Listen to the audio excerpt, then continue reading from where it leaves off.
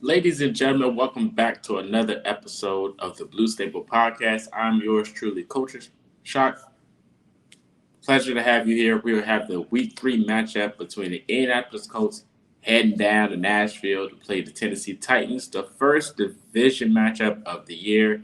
It should be so exciting because not only is this in the division matchup, this is some of our favorites. A lot of people have that preference of which team they hate the most in the division, and I think most of us can speak. Some of it may be the Tennessee Titans, but I'm not here alone. I got my guy with me, Landon. How are we doing today? I can speak for it. It is the Tennessee Titans. It is. Hate the Titans. The worst. Mm-hmm. But other than that, doing great. It's Friday. Can't complain.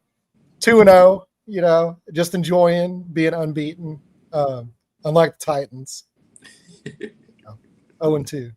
So we'll see if we can make that 0-3 this week.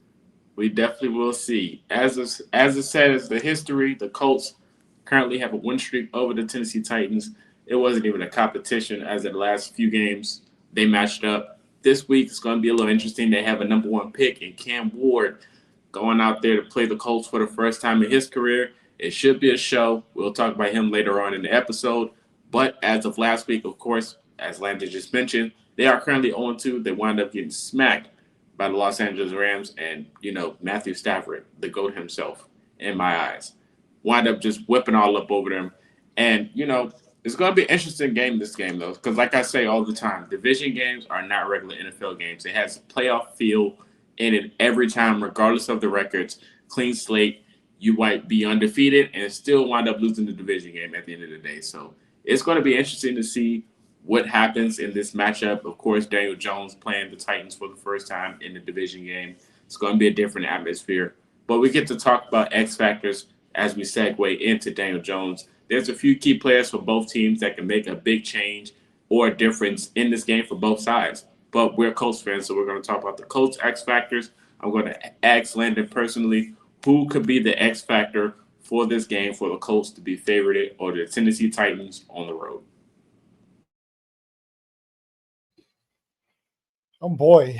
And you're just talking like on offense or defense or just anybody? We're gonna do anybody. We can mesh it together.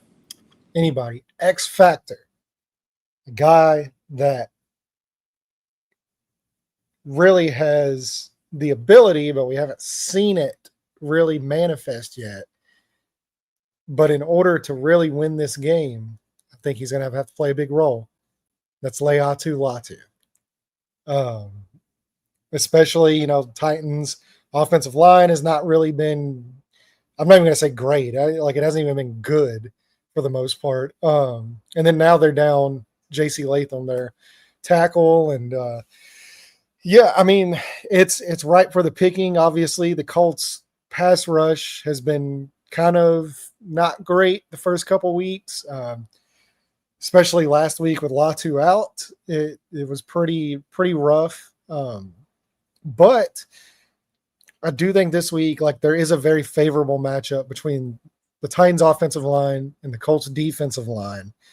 And this is really, really a good chance for the Colts pass rush and all that, and specifically Latu to get back on track and really kind of assert their dominance and kind of wreck this game, especially with, all signs pointing to Charvarius Ward being back. The growth of Nick Cross, once again, seems like he's taken another leap this year forward into just being a phenomenal player. We know that kind of impact that Cam Bynum has made in the secondary. Kenny Moore, that the secondary is locked and loaded. They're ready to go. Can this pass rush help them out against a really bad offensive line and really wreck this game? So my X factor for the game, Leatu Latu. I like that a lot. I really do. For me, my X factor personally would be Jonathan Taylor. Jonathan Taylor had a good outing against him the last time, where he pretty much did all the damage, even with Anthony Richardson at quarterback.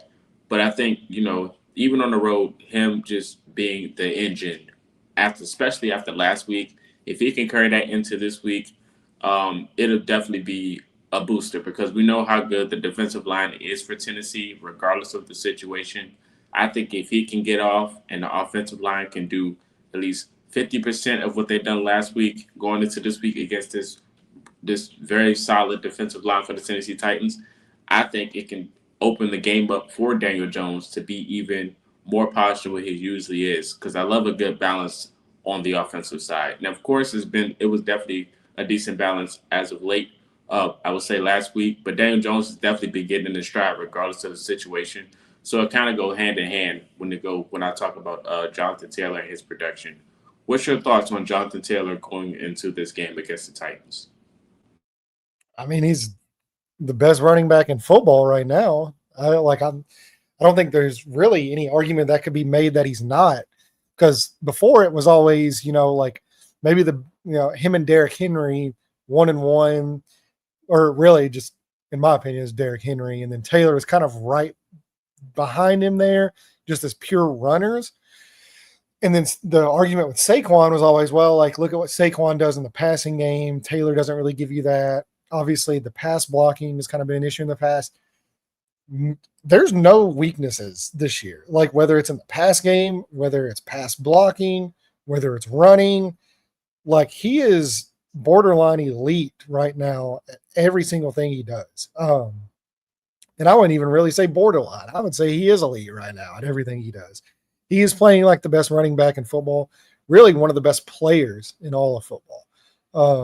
Offensive player of the year type stuff that he's putting up. So yeah, it's every week is a chance for that guy. Like, anytime he touches the ball, for something special to happen. And with the growth of his game now coming in the passing game as well, you can get him the ball in multiple ways, and it just opens up so many more possibilities. It's really impressive.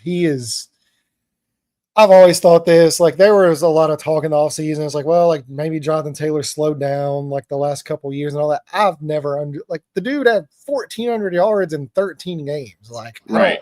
yeah, like, what are we doing? Like, oh, well, he doesn't. If you look at this graph and this chart that shows his forced missed tackles and stuff like that, he's due for a regression. Bro, like, and then, like, it's funny because that whole conversation happened in the offseason with a bunch of like the analytics people. And then this year he like leads the league in missed tackles and yards after contact and all that stuff that they were spewing. So yeah, just unbelievable football player, one of the best players in all of the NFL. Offensive player of the year, in my opinion, right now. He's been that good. So yeah, I'm always excited to watch JT every Sunday because something special is going to happen. Absolutely, man. He should be due for a good game or one of those big runs. I think he has his momentum right now, definitely in stride, and we'll definitely see how that is moving forward. We mentioned Liatu Latu returning this game to be a player. We ought to got to talk about Tre'Davious Ward. Of course, the secondary took a hit last week, and it kind of showed its rear end. But he's going to be returning this week, so that's a huge boost. What's your thoughts on the DBs going up against the number one pick, A. Cam Ward? I would say the defense in general. You can add it together. Well, like with Cam, like, and if you've listened to the show or you followed me on Twitter, like, you know how much I love Cam. It's really disheartening to see him get picked by the Titans because I said that's two QBs in 2 years. I've been like championing Cam Ward since he was at like Incarnate Word. So yeah, I love Cam. I love what he brings. Even from just like a leadership perspective, like, I mean, the guy's like the ultimate package at quarterback, and there's nothing on the field that he can't do. Now, when you're talking about like the defense going up against Tennessee's offense and Cam, like, this is where you really have to stay disciplined, especially going up against Cam Ward, because the play is never over with him. Like, it doesn't, and like we've seen it already through the first 2 weeks. Like, it doesn't matter if he's falling down. It doesn't matter if he's getting sacked. It doesn't matter if he's out of the pocket. And you got a guy on the completely other side of the field. Like, the play is never dead with Cam. So you're really going to have to stay disciplined. You can't allow him to get behind you. You can't allow broken plays to kind of compound things, stuff like that. Basically, you want to make Cam play within structure. And that's not necessarily to say anything bad about Cam. It's more of everything to say about the situation surrounding him. You want him to stay in the pocket behind a bad offensive line. You want him to throw to these receivers who lead the league in drops right now. Like, you want that stuff, everything to stay on schedule when you're facing them. Because if there's a mistake and there's a broken play, that's where Cam is at his most dangerous. That's where he can make you pay. So I think really keeping him in the pocket, making him a pocket passer, really focusing on getting the ball to these wide receivers, tackling, making sure you're just very disciplined. Don't allow that. And like we kind of saw it last week with Bo Nix, very similar, where there were a lot of broken plays that Bo Nix made, big plays on. And was really why the game was as close as it was basically because of those broken plays. Now you're getting Charvarius Ward back, assuming all likelihood, which is a massive thing. And then on top of that, Latu coming back as well. I mean, there's no excuses going into this game. Like, things are ripe for the picking. You have an offense that ranks near the bottom of the league in almost every category right now. There should be no reason why that this defense and Lou Anarumo going against the rookie quarterback and kind of how he disguises things and stuff like that. There's no reason why they shouldn't be able to take advantage of this matchup and really cause a lot of havoc, cause some turnovers, get some sacks, put the Titans in bad situations. Because the Titans, for whatever reason, when you're watching the Titans offense, I'm sorry. I'm sorry. They get in these situations where they make really, I don't mean to laugh, but it is kind of funny when you're watching them because like they do certain things really well and they'll get into a rhythm and they'll be marching down the field. And then they just shoot themselves in the foot on a consistent basis, maybe more than any team I've watched in the last few years, like even more than the Colts usually do. Like, they just shoot themselves in the foot constantly. And it's not even Cam doing it. It's false starts, holdings, blown assignments, wide receivers just being in the wrong spot, like running into each other. Like, you're sitting there and you're watching and you're just like, God, like, what is happening? Like, it's hard for any quarterback to find success in that situation. So, yeah, basically, like I said, as long to me, like, and this is going to sound really bad, but like it is just kind of what's been on film the last 2 weeks. And obviously it's a week to week league. Things can change, but like right now, like as long as the Colts stay disciplined and they don't beat themselves, the Titans will beat themselves because that's what they've done over the first 2 weeks. They've played some really close games and they've kind of kept it competitive for a little bit there with Denver. And even last week with Los Angeles, like that game was kind of competitive, especially going into halftime. Like, and then they just fell apart. They just shot themselves in the foot multiple times. There were turnovers, there were sacks, there were fumbles, there were dropped passes, there were wide receivers running into each other, there were screens that just weren't blocked, or there were screens where all three guys were blocking and nobody was catching the ball. Like, you're just sitting there and you're watching it and you're just like, how do you survive this? So, like from a quarterback perspective, how do you survive this? So that would be my advice going into this, would be to play sound, fundamentally sound within structure football and wait for the Titans to beat themselves. I'm sure they will. I think Lou Anarumo will get this defense lined up to do something to disguise to throw Cam off his game. Hopefully, but they do got to play some clean football. I'm curious with the wide receiver 2 matchup. I will say that because I really like that Alec Almayanor. I don't know if I'm saying his name correctly. Yeah. But I mean, I really, really like him so much that I've basically drafted him on every dynasty team I have going into the season, even before the last couple weeks. Like I was really high on him in the process. So, and we really saw Denver pick on the cornerback 2 spot, specifically Xavier Howard last week. That could be a really crucial matchup in this game if they decide to target him, because if I were them, like I would probably stay away from Charvarius Ward as much as I could, and I would really kind of go after, to me, what is one of like the few weaknesses on this defense right now.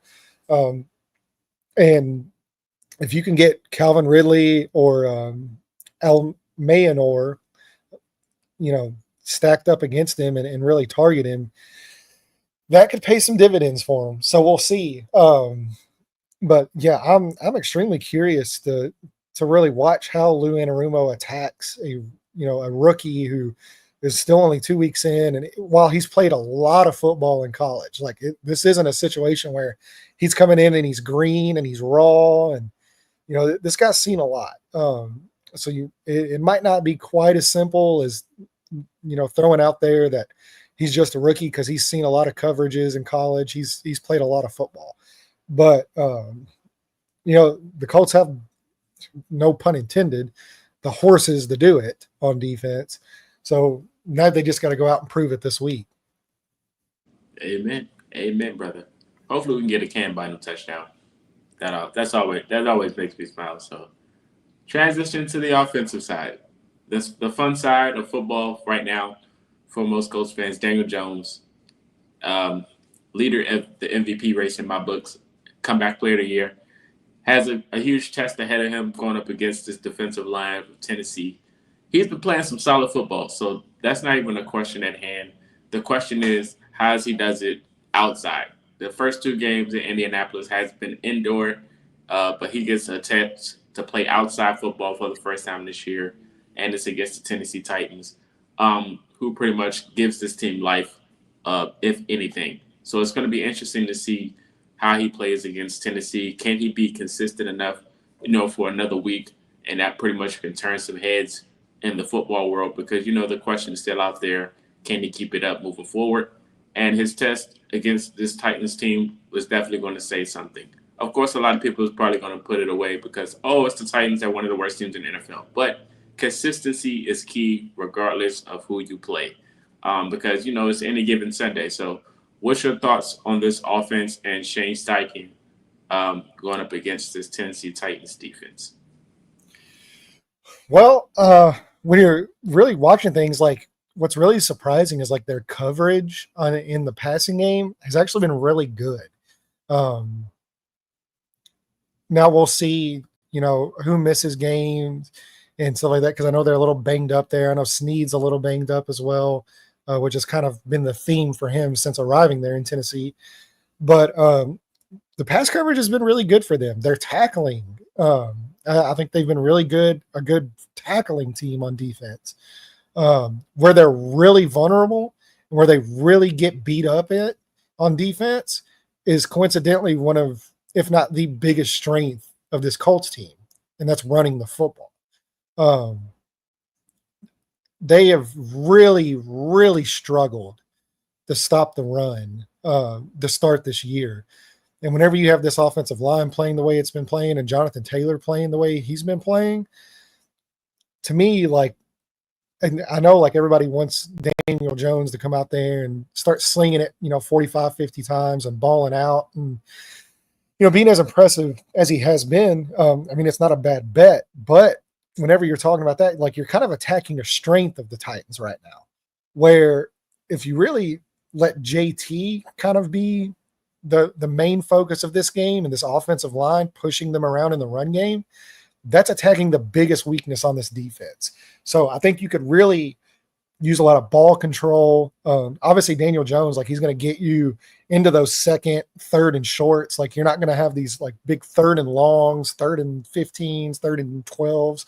You're going to be on schedule. At least, over the first couple of weeks, that's been the case.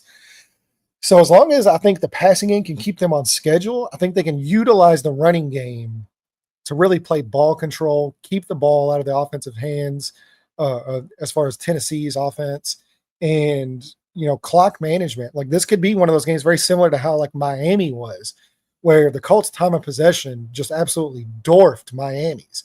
This could be a very similar situation where the time of possession for the Colts is just a massive difference on in a good way for what the Titans offense has. So that's really how I would attack it. Now you're going to have to take some shots because especially, if you do make JT the engine, that's going to suck those linebackers up. But that's where Daniel Jones has really excelled is on these play action, plays and under center and getting these linebackers sucked up and attacking the middle of the field with Pittman and Tyler Warren, Josh Downs, like those guys, they do a phenomenal job in the middle of the field. So if you can get JT going, and I think they will be able to because nobody's stopped him yet.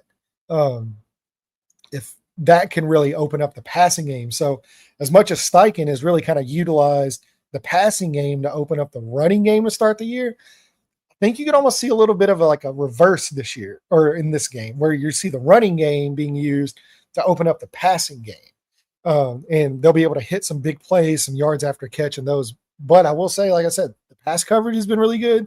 The tackling has been really good for the Titans. So that defense is no joke. It's a very good defense.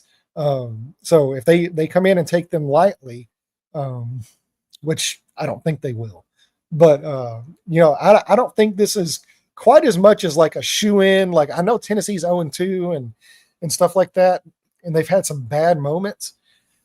But I don't think this is just some like shoe in, like, oh, we're going to go in and, 40-10, this team. Absolutely not. Like they've kept these games really close before they've kind of fell apart there.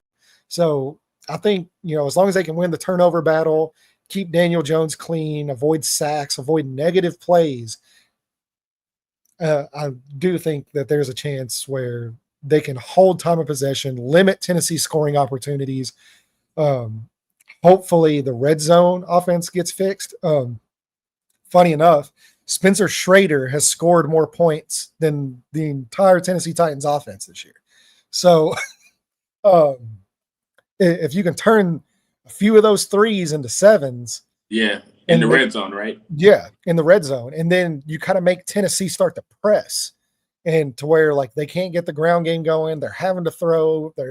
You're not scared of the running game because they've got to get caught back in this game. That's really where you want to be living at because that's where they tend to make a lot of mistakes. So that's just kind of my view. But I'll point out too, like something that I noticed a lot, like Tennessee loves to attack deep. They love the long ball. They love to throw the ball deep and try to get these explosive plays. But they're also really big fans of the screen game.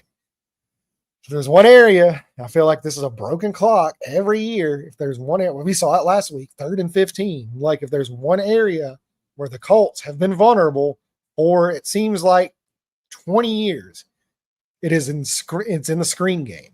So that's where I think having Ward back is going to be a massive piece of that because he's one of the best tackling cornerbacks in all of football. And he's a guy that's really been able to blow up a lot of screen plays throughout his career. Getting him back against a team that loves to throw a lot of these quick screens, these wide receiver screens, really attack the boundaries. That's really where he shines. So it's something I'll definitely be watching on Sunday. Absolutely, especially with another guy like Kenny Moore who's good on blowing up screens on the opposite side.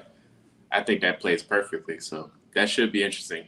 We mentioned how Tyler Warren was battling injury this week through practice, and he's looking to go this week. Does him playing kind of worry you going into this game? What was that? I'm sorry. Tyler Warren being on the injury list but still active to play. Does that worry you going into this week? No. If Tyler Warren's he's one of those throwback guys.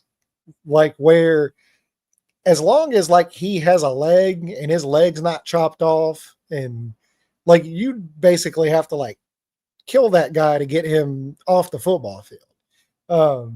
There's I almost said something bad there. They say there ain't gonna be no tapping out from Tyler Warren. They're like that dude. You will have to physically wheel him off in an ambulance to get him off the field. So as long like he's practiced this week in a limited facility, in a limited fashion and all that, but I think it's more of just maintenance than it is something actually being wrong. Like I fully expect him to go. I know he's listed as questionable. Tyler Warren's playing this game. Right. And Tyler Warren's going to look like Tyler Warren, and you won't even know anything's wrong with the guy. That was the guy who was that Ronnie Lott back in the day that had his finger cut off to get back in the game. Yeah, like that's what I'm saying. Like Tyler Warren's like a throwback, like a caveman. Like he's like a handsome caveman. Very good looking fella. Great hair. Love the hair. Yeah, I'm not worried about Tyler Warren unless there's like a significant, massive injury. I'm not worried about Warren. Now, maybe if they get up big, like, maybe they get up 3 or 4 touchdowns, which I'm not saying they will. I'm just saying, like, on the off chance that does happen, maybe they kind of scale back his snaps and kind of manage him a little bit more. But outside of that, no, like he is fine. All right. We'll definitely see. Is there any other takeaways you wanted to mention before? I would like to see Alex Pierce get in the end zone this week, especially you mentioned how Jonathan Taylor could pretty much open up the pass game for Daniel Jones, like the polar opposite. I know Daniel Jones likes heaving it down the field to Alex Pierce. Maybe Alex Pierce gets in the end zone on one of those heaves. That'd be a good reaction video. What are you thinking about that? Yeah, and that's what's really surprised me is like how kind of, I'm not going to say inept, but how shocking it's been that they haven't scored more in the red zone, because you have so many options of like these bigger bodied guys that should be massive red zone threats. I mean, even Mo Alley Cox, who in his career has really shined in the red zone, like between the 20s, he doesn't really give you much out, from a pass catching perspective. But whenever you get down in the red zone, like he's shown to be a really big mismatch. Tyler Warren, huge mismatch in the red zone. Alec Pierce, like you said, like another guy, like, which, we know the long ball with him, but he's got the size and the leaping ability. Like he could be a really big guy in the red zone. Michael Pittman Jr. has the size. Like you have a lot of size that you can utilize and really play kind of a post-up game in these short area of the fields and, these contested catch situations. So I'm really curious to see if like maybe they kind of go towards that. Like I know last week they tried to a little bit there, especially on that fade with Alec Pierce, where there was 1,000% pass interference. That was for sure. I agree. I was yelling at the TV. Yeah. Like, even AD Mitchell's got some size to him. And so you kind of saw that last week on the deep ball to him, just kind of start the game. That was also 1,000% pass interference. There's no question about it. That was a PI.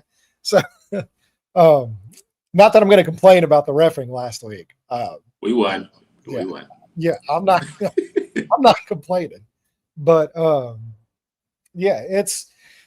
it'll be real curious to see if maybe they utilize these bigger bodies a little bit more. And obviously we know the dimes dive is unstoppable in the red zone. Like nobody's been able to stop it. So if they get down to the 1 yard line, you can pretty much guarantee that's a touchdown.